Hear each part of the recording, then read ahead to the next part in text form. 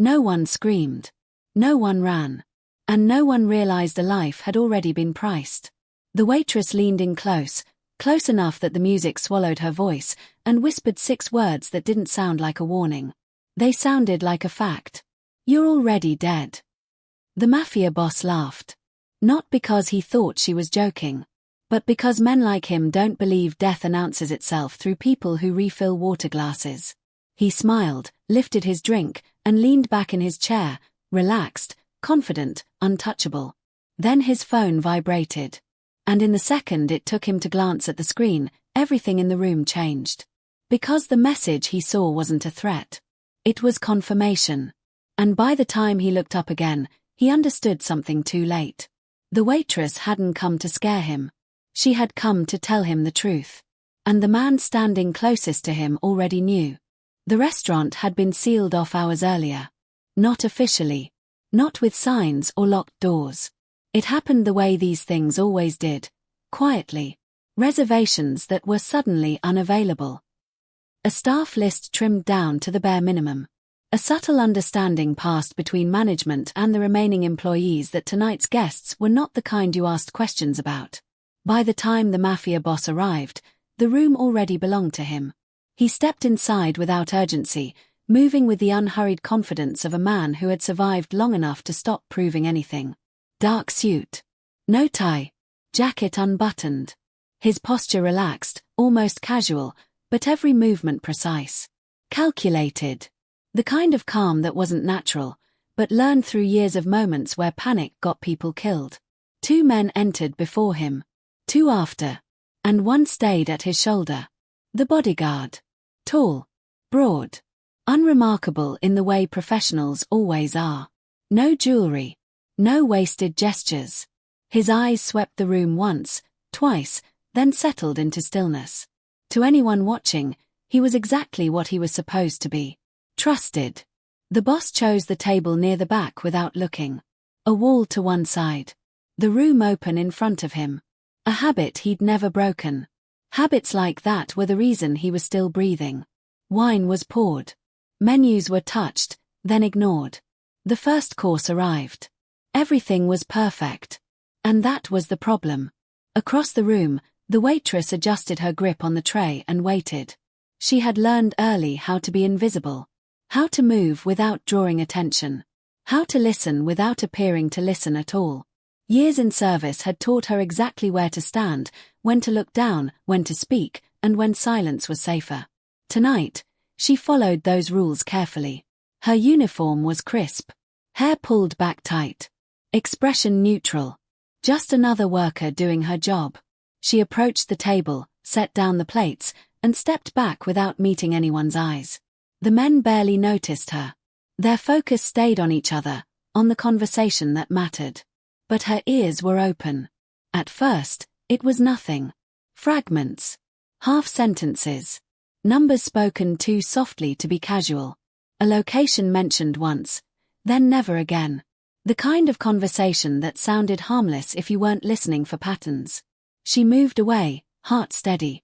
Then she heard something that didn't fit. The bodyguard spoke. It wasn't what he said. It was how. Too relaxed. Too familiar. A sentence delivered without urgency, as if the outcome had already been decided.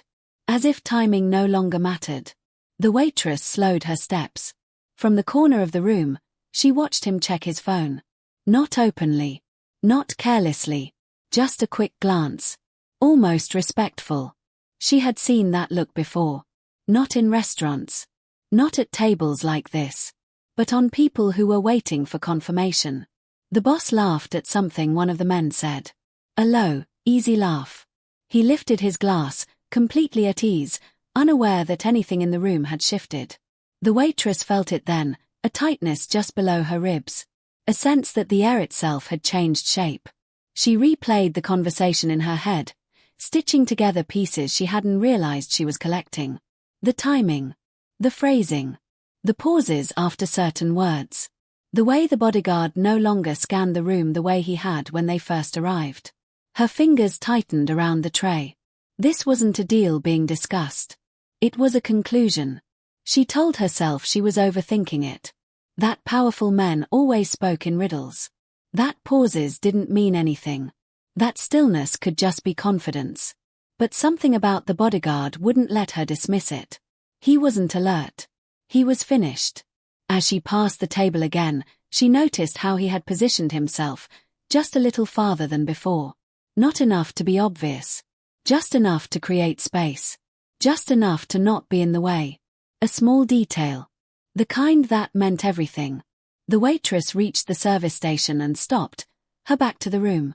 Her reflection stared back at her from the stainless steel surface, calm on the outside, unsettled underneath.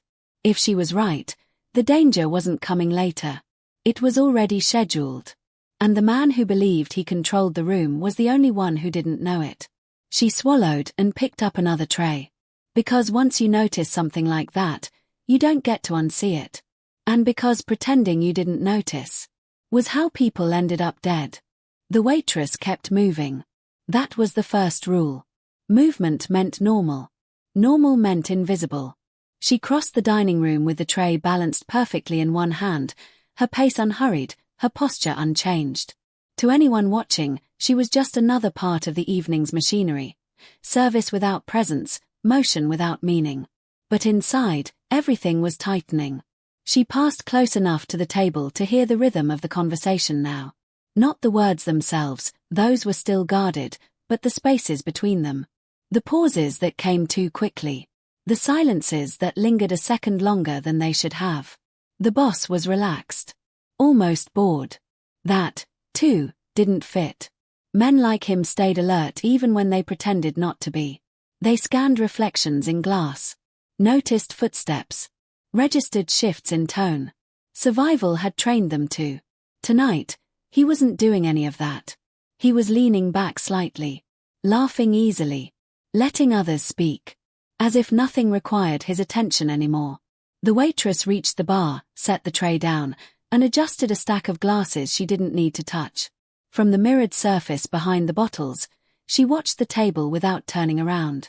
The bodyguard stood with his hands loosely folded in front of him. No tension in his shoulders. No scanning gaze. No readiness. He wasn't protecting anything. He was waiting. The waitress felt a cold awareness settle in her chest. Waiting for what? She tried to ground herself in routine.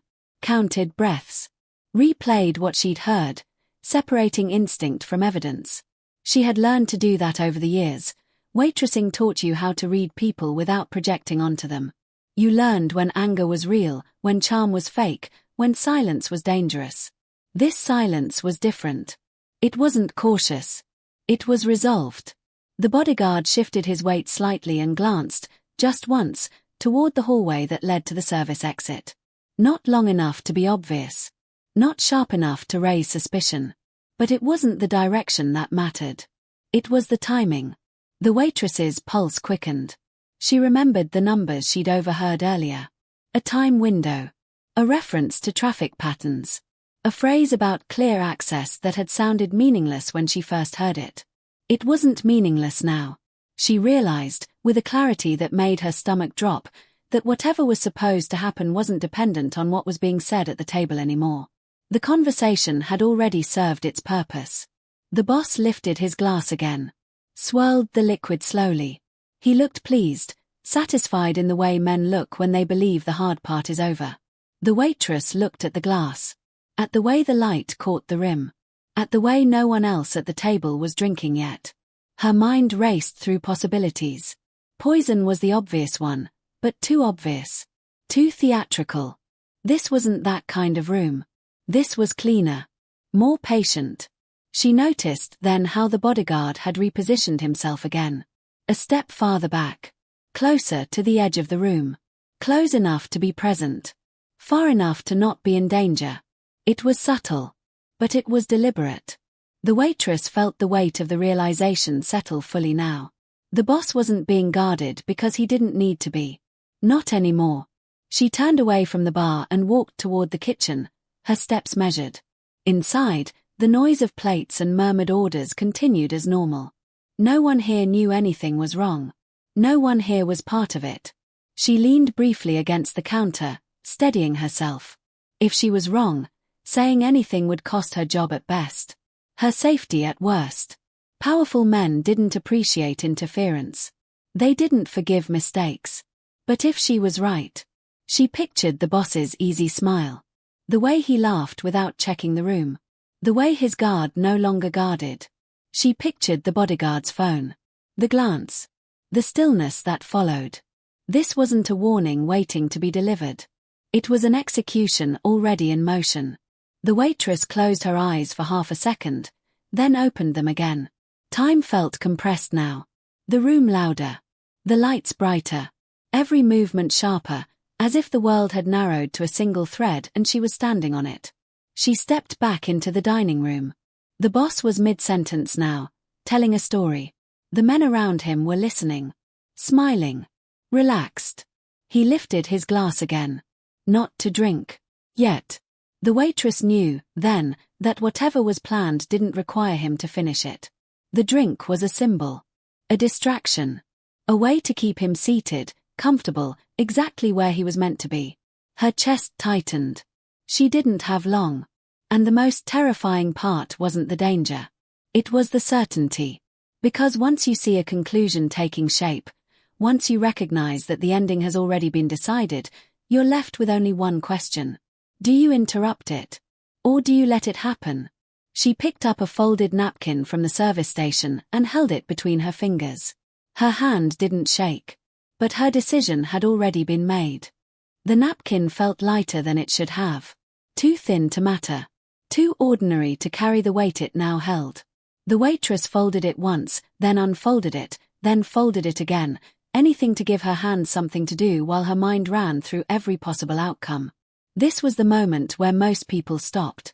Where instinct told you to step back. To let the room continue on its path. To tell yourself it wasn't your place. That you were imagining things. That silence was safer than intervention. She had told herself all of that already. It hadn't worked. From the service station, she watched the boss lean closer to the men at the table, his voice lowering as he reached the end of his story. Laughter followed, easy, confident, unguarded. The kind of laughter that only came from men who believed they were untouchable. The bodyguard didn't laugh. He didn't need to. He shifted again, subtly adjusting his position so that the boss was no longer directly in front of him. Not by much. Just enough to avoid standing between him and the rest of the room. Just enough to avoid being in the way. The waitress felt a chill move through her. This was no longer about suspicion. It was about timing. She scanned the dining room one last time, counting exits without meaning to. The main door. The side hallway. The service corridor behind the kitchen. Every route suddenly mattered. Every second felt accounted for. The world didn't feel dangerous yet. That was the worst part. Danger was usually loud. Obvious. It announced itself through raised voices and sudden movements. This was none of that. This was quiet. Controlled. Polite. Final. She pressed the napkin flat against the counter and stared at it. If she was wrong, she would look foolish. Worse. Paranoid.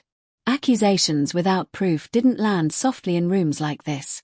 They got people remembered for the wrong reasons. But if she was right. Her gaze drifted back to the bodyguard. His hand brushed his jacket once, checking something inside. Not a weapon. Not yet. A phone. The waitress exhaled slowly. She didn't need to explain everything. She didn't need proof. She didn't need to accuse anyone.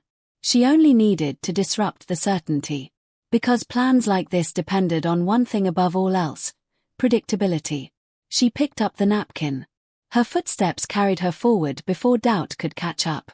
She moved the way she always did, smooth, unobtrusive, invisible. Plates were cleared at another table. Glasses refilled. The dining room barely registered her movement. As she approached the boss's table, her pulse pounded so loudly she was certain someone would hear it. But no one did. The men were still talking. Still smiling. Still relaxed. The boss lifted his glass again, holding it loosely, gesturing with it as he spoke. This was it. She stepped closer. Not directly in front of him. That would draw attention. Instead, she came in from the side, timing her approach with the end of a sentence. She reached forward, sliding the napkin beneath the base of his glass as if it were nothing more than good service. No eye contact. No hesitation. Just a quiet transfer. She leaned in slightly, not enough to be noticed by anyone else, and spoke in a voice meant for one person only. "You're already dead," she whispered. 6 words. Measured. Calm. Final. Then she straightened and stepped back. The effect was immediate. The boss laughed. A genuine laugh, low and amused, as if she had just delivered a joke he appreciated. He shook his head slightly, smiling to himself, still holding the glass. The men at the table chuckled along, not knowing why. The waitress didn't react. She didn't wait for acknowledgement. She didn't linger. She turned and walked away, her back straight, her pace steady. Behind her, the laughter continued for another second. Then it stopped. She felt it before she heard it. The silence. She reached the service station and set her hands down on the counter, gripping the edge lightly. Her reflection stared back at her again, unchanged on the surface, eyes calm, face composed. But inside, everything was braced. She didn't know what the boss had seen yet. Only that he would. And when he did, nothing in that room would ever be the same again. The laughter didn't fade. It stopped. Cut off mid-breath, as if someone had reached inside the room and pulled the sound out by force. The mafia boss was still smiling, but it no longer reached his eyes. He hadn't read the napkin yet. Not immediately. Years of instinct had taught him something was wrong the moment the waitress walked away without waiting for a reaction. Warnings that mattered were never followed by explanations. They were delivered cleanly, then abandoned. He lowered the glass slowly and set it on the table. No rush. No sudden movement. Only then did he reach for his phone. At first, his expression didn't change. Whatever he saw there didn't look dramatic. No flashing alerts. No frantic calls. Just a single message sitting at the top of the screen. Unread. He opened it. And that was when the smile disappeared. Not all at once. Not theatrically. It drained away in stages, confusion first, then calculation, then something sharper. Something colder. The men at the table noticed the shift but didn't understand it yet. Conversations trailed off. Forks paused mid-motion. Someone cleared their throat. The boss didn't look up. He read the message again. A timestamp. A location. A confirmation that should have arrived later. Too early. He glanced at the napkin beneath his glass now, unfolding it slowly. 6 words stared back at him in simple handwriting. "You're already dead." For a moment, the room seemed to pull inward. The boss leaned back slightly in his chair and exhaled through his nose, not in fear, but recognition. The kind that came when the last piece finally clicked into place. He lifted his eyes. Not to the men at the table. To the bodyguard. For the first time that night, he really looked at him. The bodyguard stood exactly where he had positioned himself minutes earlier. Near the edge of the room, close to the exit, posture relaxed. Too relaxed. Their eyes met. The bodyguard didn't smile. He didn't speak. He didn't need to. That was the confirmation. The boss's gaze flicked briefly to the door, then back again. He followed the line of the bodyguard's stance, the angle of his shoulders, the way his weight favored one foot over the other. A man prepared to leave. A man who believed the hardest part was already done. The boss rested the phone on the table, face down. He nodded once. Not in anger. Not in disappointment. In understanding. "So," he said calmly, breaking the silence at last. "It's earlier than we planned." The bodyguard's jaw tightened. A fraction of a second too late. The men at the table stiffened now, sensing something had crossed a line they hadn't seen. One of them glanced between the 2 men, uncertain. The boss stood. Slowly. The room reacted instantly, not with chaos, but awareness. Chairs scraped back softly. Conversations died completely. Every movement now waited on his. He took one step toward the bodyguard, then another, closing the distance without aggression. His voice remained even, conversational. "You know what disappoints me most?" he said. "Not the betrayal." The bodyguard swallowed. "It's the timing." The boss gestured lightly with 2 fingers, not a command, just a suggestion. 2 men shifted position behind the bodyguard, blocking the path to the exit without touching him. No weapons drawn. No raised voices. Just inevitability. The boss leaned in slightly, lowering his voice so only the bodyguard could hear. "When you sell someone out," he said, "you should wait until they're actually dead." He straightened and turned away, already done with the conversation. "Take him to the back," he added casually, "and make sure the room stays quiet." It did. No one followed. No one asked questions. The waitress was already gone from the dining room, moving through the service corridor with steady steps, unaware of the exact words exchanged, but certain of the outcome. Behind her, the restaurant returned to motion. Plates were cleared. Wine glasses collected. Music resumed. But the balance of power had shifted completely. All because one sentence had arrived just early enough to change everything. The back corridor smelled of disinfectant and cold metal. It was never meant for guests. No artwork. No music. Just narrow walls and fluorescent lights that hummed softly, indifferent to whatever passed beneath them. The bodyguard walked between 2 men now. Not dragged. Not forced. Just guided. His face had gone pale, the confidence stripped from it piece by piece with every step. He knew this corridor. He'd escorted others through it before. He'd stood on the opposite side of doors that never reopened. This was not part of the plan. The boss remained in the dining room, standing beside the table, hands resting lightly on the back of his chair. To anyone watching, he looked composed, almost bored. But inside, the calculations were racing. He replayed the night again and again in his mind, tracing every moment where the betrayal had been invisible. Every silence he'd ignored. Every assumption he'd trusted because it had always worked before. And the waitress. His eyes drifted toward the service corridor entrance. She hadn't panicked. She hadn't lingered. She had delivered the warning like a verdict and walked away. That was what unsettled him most. The phone on the table vibrated. Once. He picked it up. Another message. From a number he didn't recognize. "They're moving up the timeline. Roof access compromised. You have minutes." His jaw tightened. So it was true.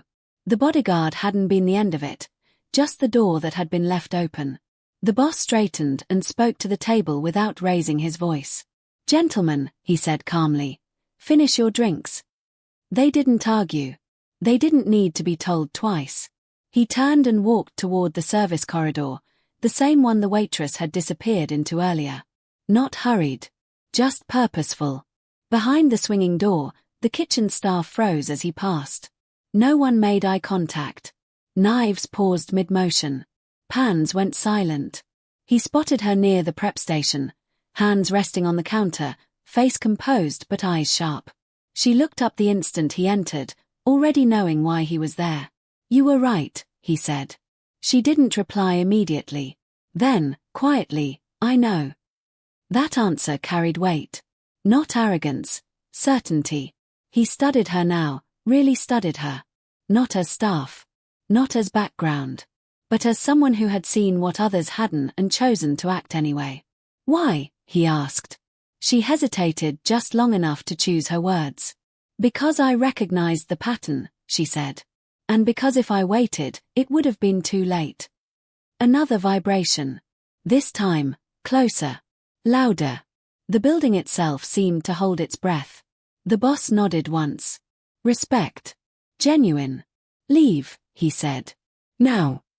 Her eyes flicked toward the exit, then back to him. "You won't forget this," she said, not as a question. "No," he replied. "I won't." A sharp sound echoed somewhere above them. Not loud enough to cause panic. Just wrong enough to matter. The boss turned away. "Go," he repeated. She didn't hesitate again. As she moved toward the exit, the first real crack appeared in the boss's composure. Not fear, but anger. Cold and focused. He reached into his jacket and made a single call. "Shut it down," he said. "Every access point. Now." The response was immediate. Outside, the city continued like nothing was wrong. Cars passed. Lights changed. Lives moved forward unaware that a countdown had just been interrupted by a woman no one had noticed. The boss stepped back into the dining room. The table was empty now. The wine untouched. And for the first time in years, he understood something he hadn't planned for. Survival sometimes arrived disguised as a whisper. And it never came from where you expected. By the time the emergency lights flickered back to life, the building had already been emptied. Not evacuated. Cleared. There was a difference. The mafia boss stood alone near the service exit, the city's night air seeping in through a partially opened door. Sirens wailed somewhere far away, not close enough to matter, not distant enough to ignore. A controlled response. Contained. Just the way he liked it. The threat had been neutralized. Not dramatically. Not publicly. Quietly. The rooftop team never made it past the stairwell. The compromised access points were sealed before anyone upstairs realized the timing had changed. Phones went dark. Signals died. Plans collapsed mid-thought. Betrayals only worked when time obeyed them. Tonight, it hadn't. The boss exhaled slowly, the tension finally leaving his shoulders. Not relief, clarity. The kind that came after realizing how close the edge had been. Minutes. That was all it had taken. A minute less, and the story would have ended differently. His phone buzzed again. This time, a confirmation. Handled. No further movement detected. He locked the screen and slipped the phone back into his jacket. Across the street, the waitress, no, the woman, stood under a street lamp, her uniform already replaced with a simple coat she'd pulled on before leaving. She hadn't run. She hadn't looked back. She didn't need to. She was breathing steadily now, letting the night ground her. The weight in her chest had eased, replaced by something quieter. Not triumph. Not fear. Completion. Behind her, a black car rolled to a stop. The window lowered just enough. The boss's voice carried out, calm and unmistakable. You saved my life tonight. She turned slowly. I warned you, she said. What you did with it was your choice. A pause. That's not something many people understand, he replied. She met his eyes then, really met them. No deference. No bravado. Most people don't listen, she said. You did. Another silence. He studied her like he was committing her to memory. If you ever need anything, he began. She shook her head gently. No, she said. That's not why I spoke. That answer sealed it. The window rolled up. The car pulled away, merging back into traffic like it had never been there at all. She stood alone again, the city humming around her, unaware of what it had narrowly avoided. Inside the restaurant, staff would return tomorrow to clean tables, reset chairs, and pretend the night had been ordinary. It would look that way. But for one man, power would never feel as absolute again. And for one woman, invisibility would never mean the same thing. Because sometimes, history doesn't change with gunshots or sirens. Sometimes, it changes because someone chose to speak. And someone else chose to listen. The city moved on by morning. It always did. Traffic returned to its familiar crawl. Coffee machines hissed behind counters. Newsstands displayed headlines that had nothing to do with what almost happened the night before. No mention of sealed rooms. No whispers of cancelled hits. No record of a plan that collapsed before it could exist. That was the nature of real power. When it failed, no one noticed. When it worked, no one talked. The restaurant reopened 2 days later. Same tables. Same lighting. Same menu printed fresh, as if nothing had ever been interrupted. The manager told the staff there had been a private event and that was all they needed to know. Questions weren't asked. They never were. The waitress didn't return. Not because she disappeared. Because she chose not to. Her locker was empty. Her name quietly removed from the schedule. No resignation letter. No explanation. Just absence. Clean and final. For the staff, she became a footnote. That girl who worked a few late shifts. Quiet. Polite. Kept to herself. No one realized how carefully she'd listened. Or how close the room had come to becoming a grave. Across the city, In an office that overlooked the harbor, the mafia boss watched the sunrise through floor-to-ceiling glass. He hadn't slept. He hadn't needed to. On the desk in front of him lay a single phone. No missed calls. No new messages. Just silence. The bodyguard's file sat beneath it. Closed. Not destroyed, archived. A reminder. Trust, he now understood, wasn't about proximity or history.